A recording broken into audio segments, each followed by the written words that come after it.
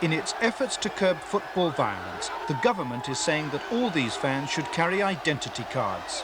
And with the European football authorities meeting next Tuesday to decide the fate of English clubs, ministers say that a return to European competition next season is inconceivable.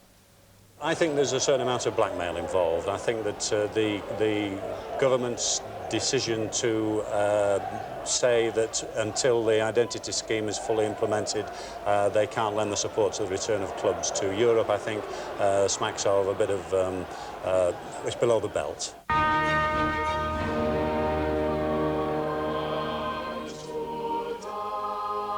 From whichever side you view it, Norwich is a fine city.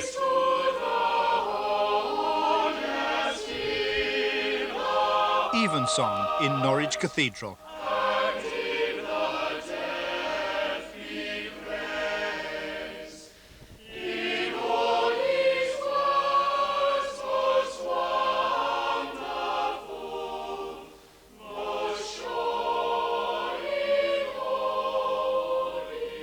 At Norwich City Football Club, there is also much to praise.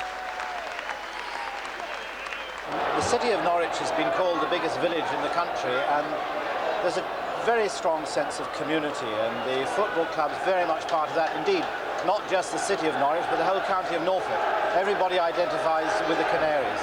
So when the club does well, what sort of effect does that have on the city and the community? It gives everybody a lift. We all talk about football in the week following, and it's either a cheerful conversation or a gloomy one. This season, there's a good deal to be cheerful about. Norwich is flying high in the league and in the cup, high enough to take the Canaries into European competition. But fans like former Cabinet Minister Jim Pryor may be disappointed. The government is opposed to a return to Europe. They should have had it last time round when they won the League Cup. And if they're deprived again, I think it would be a great shame for a very good club where there's been really no hooliganism at all. But the participation of any team in Europe is now being linked by the government with the imposition of the scheme, the ID scheme, throughout English football. Yes, I think that's a mistake. I think they ought to be more selective than that. Last year, just when the clubs thought it might be safe to go back into Europe, English fans followed the national team to West Germany. What happened there ensured the club's continued exile. The English fans' conduct on those occasions was, of course, totally unacceptable. But it wasn't exclusively the English, and there were many more Germans arrested, and there were arrests of a number of members of other nationalities. The Football Spectators Bill is aimed at dealing with the hooligan once and for all. Part 2 of the bill has been generally welcomed. It aims to stop convicted hooligans travelling abroad. The controversy is over Part 1, which covers the total control of fans. No ID card, no entry. Personal details will be held on a national computer. It's actually creating a new class of people who are approved attenders of football grounds, which really is very significant in terms of civil rights, when in fact on the bill itself, Part 2 of the bill, everyone agrees, including the football authorities. This is excluding convicted hooligans. Convicted hooligans. It's perfectly workable and transfers the responsibility back to the hooligan rather than to the vast majority of people who go and watch football in a civilised and normal way. The whole purpose of this is to exclude the troublemakers from the grounds, troublemakers that have brought the game into disrepute, the country into disrepute. And what we want to do is to make sure that anybody who's been banned from a football match, any convicted football hooligan, should not be allowed to carry on as they have in the past and cause trouble at football matches. That is the main and central purpose, the main central tenet to it. And the fact that somebody is taking a card to do that is no different to the fact that somebody has a card for a whole range of activities in our society today, and nobody worries on that score. In fact, there is genuine worry, and genuine football fans are articulating it won't have any effect, this petition. I don't know, dear. I hope it will. Yeah, great. Petitioners out in force in Norwich at Easter. You won't have to have ID cards in Scotland, will you? If you watched Rangers or Celtic, you wouldn't have to have them, but in England you have to have them. It's a real problem. Yeah. Well, I don't think it's on. I mean, I come from London. I mean, if I want to watch Norwich, I can't come down here and watch them. What do you feel about this idea? Bloody stupid. 12,000 signatures in Norwich, many times that number nationally. I think it's very, very surprised how strongly they feel about it. Even if they don't go to soccer, they think, well, you know, it's the thin end of the wedge type thing. If they put it in here, how soon will they put the ID card thing in elsewhere? For clubs like Norwich, there are more immediate practical issues than civil rights. They fear that the effect of the ID cards will be a drastic reduction in gates, perhaps up to 25%. Fewer fans will mean less money. Some clubs could go out of business, and at the higher level they could fail to attract top players, and that could affect the whole game. The price that football would have to pay to introduce the government scheme would be enormous on the game, on the industry, and on our England team's performance, in my judgment, for years to come. And that in itself is a far too high price to pay for what benefits are likely to come from it, what small benefits are likely to come from it. Norwich, like many other clubs, has been building up its own membership scheme. Pressure is great because of the club's success this season. Already more than half the ground is for members. But there is all the difference in the world between a voluntary scheme for the fan and a compulsory arrangement imposed by law. This is what the future may hold at football turnstiles. Every fan may have to carry a smart card like this to get into a league ground. And each card's microcomputer will store his or her personal data. That may be of benefit to the club. An electronic readout will provide the fan's entire attendance record, for instance. But that's not the point of the system. The police can get a readout from the card as well. On their computer, a list of convictions. If you're banned, your card won't let you in. Norwich will have to install this sort of system.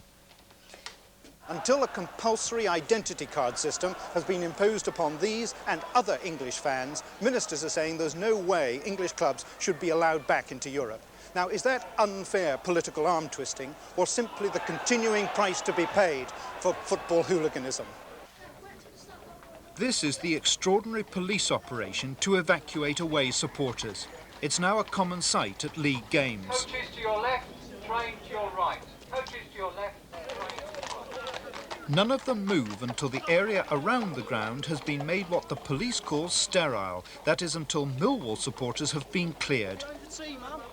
Not for nothing are Millwall called the Lions and their ground the Den. The ferocity of their fans made Millwall a byword for football thuggery, and that image dies hard. But the truth about modern Millwall is much more remarkable.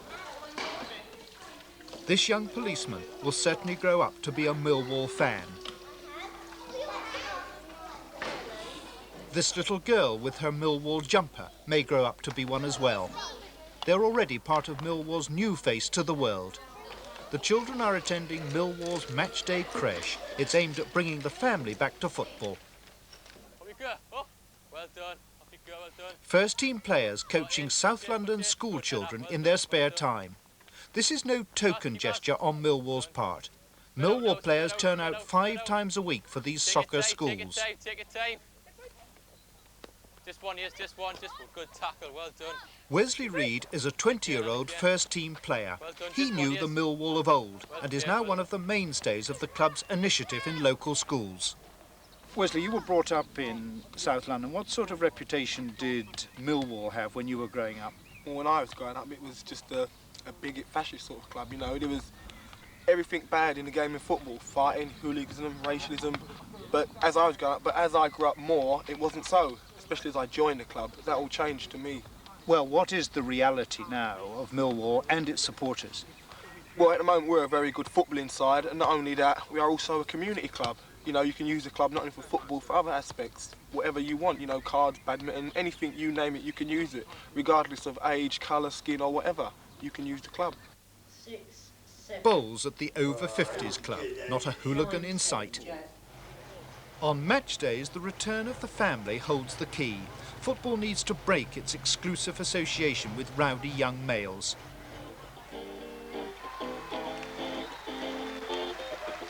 In the family enclosure at Millwall, special entertainment before every home game. You stand there, you there, you there, you there.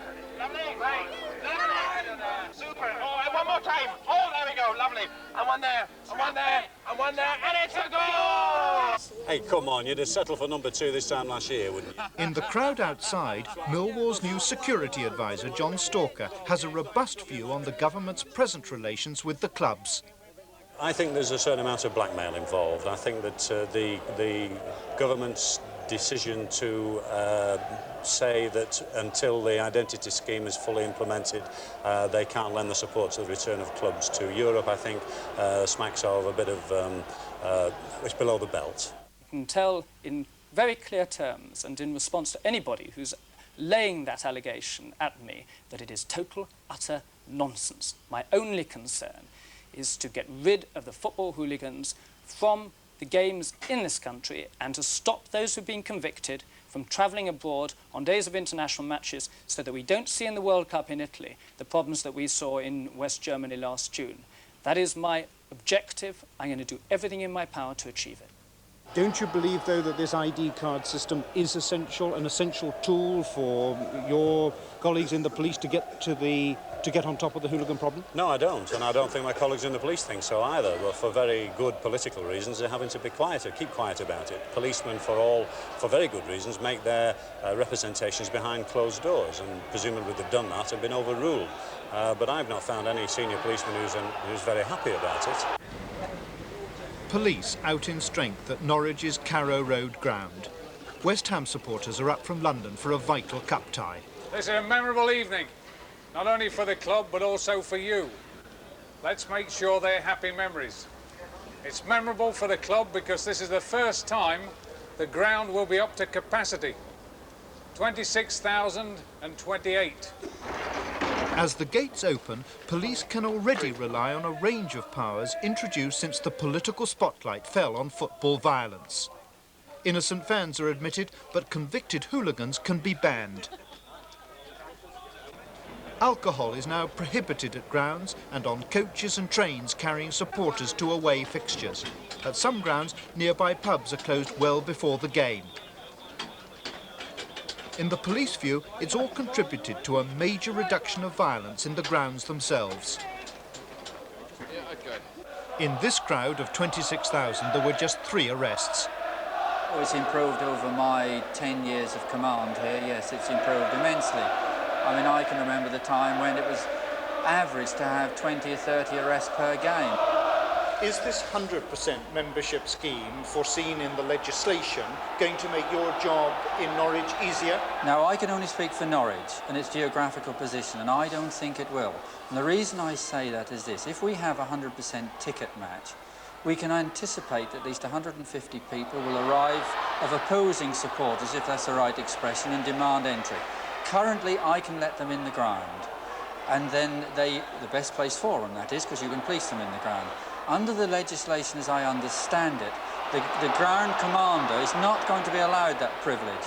So that might mean if I have a visiting team arrive here with 150 non-members, I can't let them in the ground. They will then go into the commercial area of the city and cause mayhem because they'll have nothing to do for 2 hours till their transport goes home.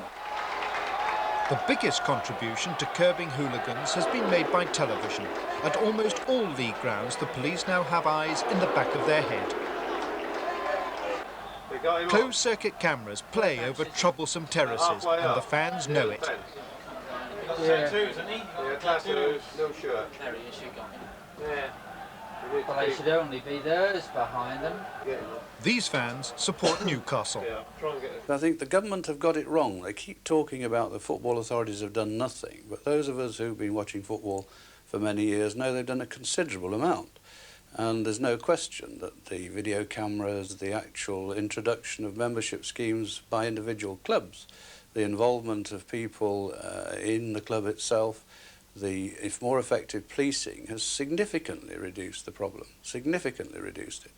And therefore I think they keep harping back to the past without taking the current figures into account. The Sports Minister, Mr Moynihan, has issued his own league table of violence this season.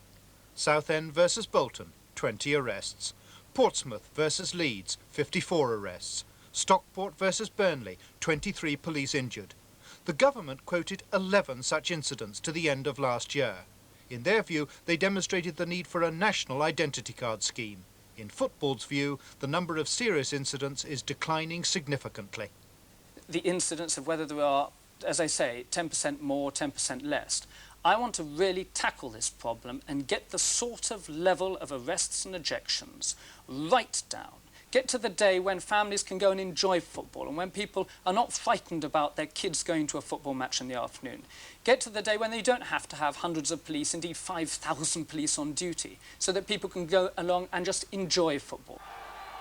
Norwich supporters have certainly been enjoying their football at Carrow Road this season, and in football's view, the trouble the game causes tends to get magnified. Now, if you take Norwich, for example, we have less than 0.003% arrests at Carrow Road.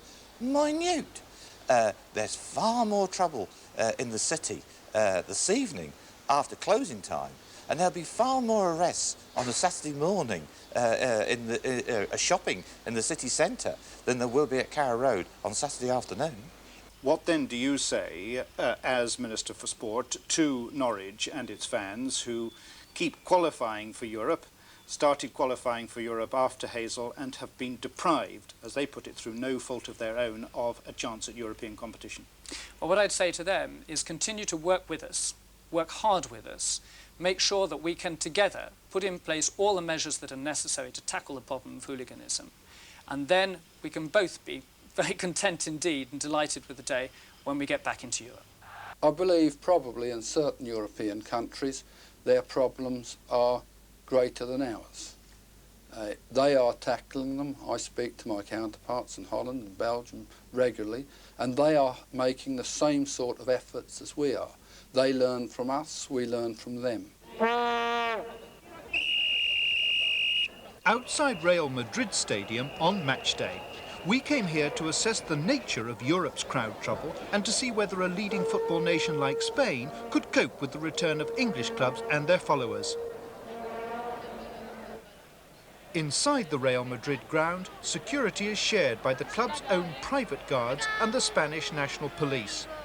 Crowd violence here is not a political issue. The game's still the thing. Real Madrid is certain to be in European competition next season.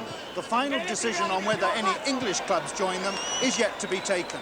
Spanish officials we've met here would positively welcome the return of English football. Europe, they say, is not the same without them. The return of the English fan, on the other hand, is a rather more open question. In some respects, things are tolerated in Spain that would be stamped on in Britain. Behind one of the goals at Real Madrid, there's a group called the Ultrasur, the South End extremists. The detonation of smoke bombs during the game is one means of gaining notoriety. The Spanish for hooligan is hooligan. The Union Jack is his symbol. We are going to kill you, stupid. Coherence is not his strong suit, but what exactly is the objective of the Ultrasur group? Interpreted, Spanish hooligans say they want to kill English hooligans.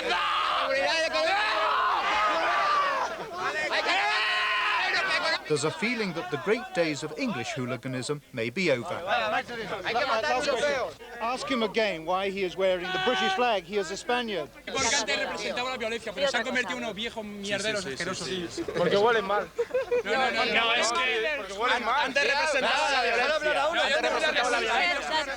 wears the English flag because before English used to represent violence, but today they're shit. Como vengan aquí a España, lo vamos a matar a todos. If they come to Spain, they're going to kill them all. We are going to kill them!